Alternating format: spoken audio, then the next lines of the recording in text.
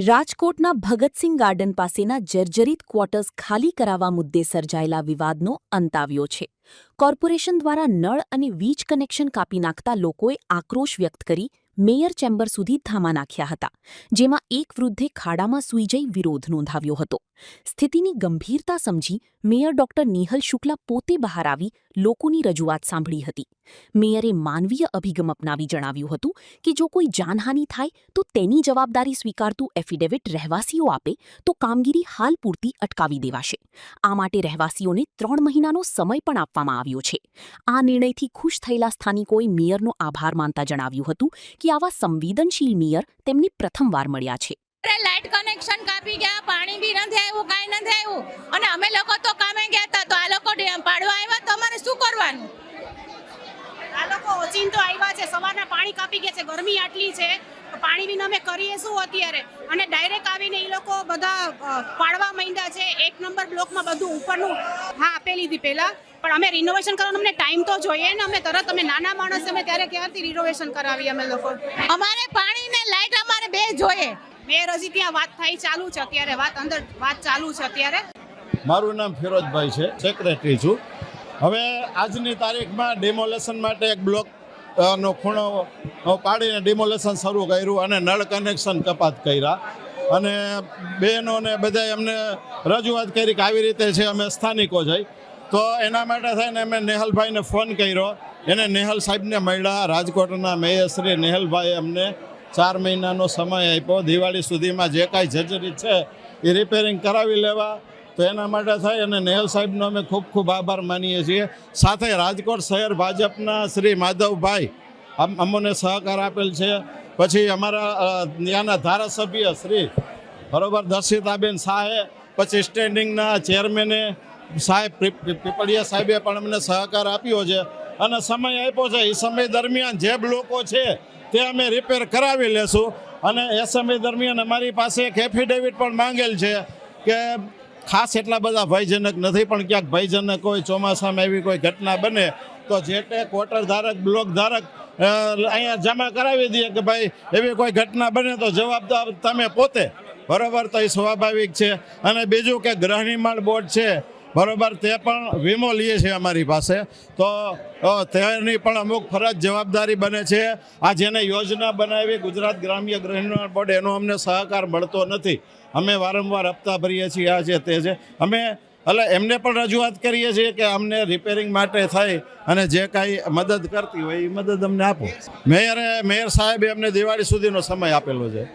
એટલે અત્યારે ત્યાંના રહેવાસીઓનો એવો મને સવારે ફોન આવેલ કે ભાઈ અમારા નળ કનેક્શન કાપી નાખે છે. અને સ્વાભાવિકપણે અહીંયા ચૂંટાયેલી પાંખને આ કોઈ ઘટના કે જે કંઈ કાર્યવાહી થવાની હતી એની માહિતી ન હતી. અને ચોમાસામાં આવી રીતે નળ કનેક્શન કાપવામાં આવે તો લોકોને પણ મુશ્કેલી થાય, એટલે તુરંત ત્યારે કાર્યવાહી અટકાવવાનો આદેશ આપ્યો છે. અને માહિતી લઈ અને અત્યારે બધા રહેવાસીઓ આવ્યા, એના આધારે માહિતી પણ અમને મળી છે. અમારા ત્યાંના ચૂંટાયેલા કોર્પોરેટરોએ પણ માહિતી આપી છે. એટલે એકચ્યુઅલમાં પ્રોપર્ટી ગુજરાત હાઉસિંગ બોર્ડની છે.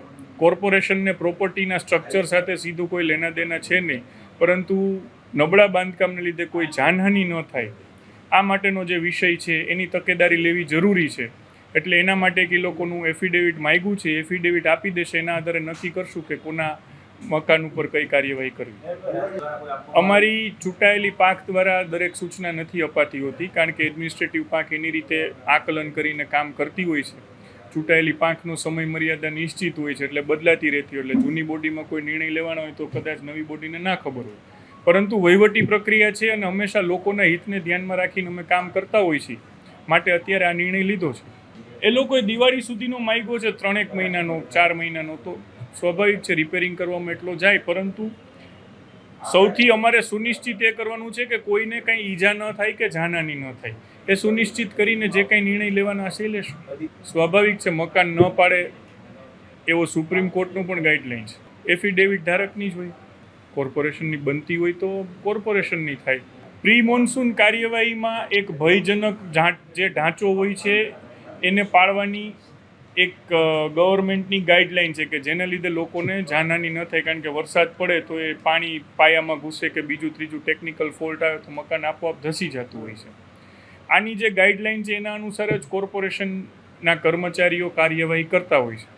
ગાઈડલાઈન વિરુદ્ધની કોઈ કાર્યવાહી કરી હોય એવું ધ્યાનમાં આવેલ નથી. નળ કનેક્શન જ્યારે તમે મકાન પાડવાના હો, મકાન પાડવાનો નિર્ણય થયો હોય તો સ્વાભાવિક છે કે એમાં રહેતા લોકો છે એમને બહાર દેવાની, એમનો માલ સામાન ફેરવવાની બધી કાર્યવાહી કરવાની હોય છે. એના આધારે કરેલી કાર્યવાહી હોવી જોઈએ. એક્ઝેક્ટ માહિતી નથી મારી પાસે, પરંતુ પ્રી મોન્સૂન કાર્યવાહી જે થતી હોય છે એમાં વિભાગે નોટિસ આપી હોય એના આધારે માહિતી મળે. જે લોકોને જે કાંઈ તમારો નળ કનેક્શન ચાલુ રાખવા છે તો એ લોકો એક એફિડેવિટ કરીને અહીંયા જમા કરાવી દેજો કે આમાં કોઈ પણ પ્રકારની જાનહાની નહીં થાય, એની અમે તકેદારી રાખશું. કોઈને કાંઈ નબળા બાંધકામને લીધે કોઈની ઈજા નહીં થાય એની મકાન માલિક તરીકે અમે ખાતરી આપીએ છીએ. ને જો કાંઈ આવી ઘટના બનશે તો એની કાયદાકીય જવાબદારી અમારી પોતાની વ્યક્તિગત રહેશે. આવું એક એફિડેવિટ તમારે દેવાનું થશે, એ તમે આપી દો, એટલા મકાનમાં કોઈ કાર્યવાહી નહીં કરે. એટલે એ રિનોવેશન ઈ જ થયું.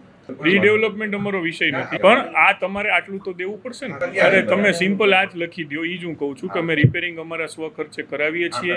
એના માટેનો અમને 4 મહિનાનો સમય દિવાળી સુધીનો આપો, અને તે દરમિયાન કોઈ પણ અમારું નબળું બાંધકામને લીધે કોઈને દુર્ઘટના કે કાંઈ થશે તો એની જવાબદારી અમારી વ્યક્તિગત રહેશે. આવી એફિડેવિટ જેટલા લોકો આપશે એના ઘરને કાંઈ નહીં કરીએ. હજી સાંભળો, વિષય સાંભળો. તમારું જેનું બાંધકામ સારું છે એમાં તમે એક લાઈન એડ કરજો કે મારા ઘરનું બાંધકામ સારું છે એટલે એના પૂરતી હું એફિડેવિટ આપું છું. એટલે બીજો કાંઈ વિષય તમારી ઉપર જનરલ ન આવે. તમે તમારા ઘર પૂરતું નામજોગ આપી દો.